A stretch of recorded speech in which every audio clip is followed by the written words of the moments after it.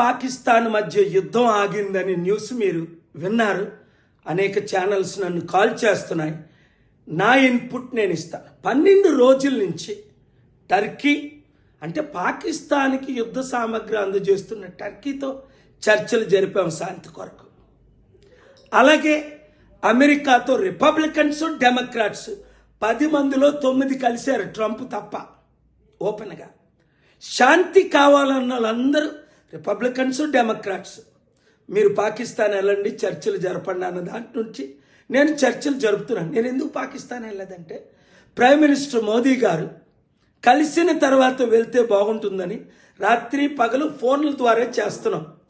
మన మిలిటరీ, మన మైట్, మన ఆర్మీ గొప్పగా మన దేశాన్ని డిఫెండ్ చేస్తూ మన సత్తా చూపారు. అయితే నిన్నటి వరకు ట్రంప్ ఎందుకు మాట్లాడలేదు?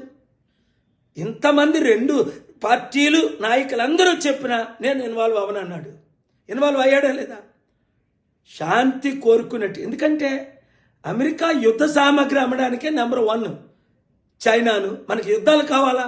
శాంతి కావాలా? శాంతి కావాలి. టెర్రరిస్ట్ అటాక్లు ఆపాలా? టెర్రరిస్టుల్ని ఒక్కడిని కూడా మిగలకుండా చేసేయాలి.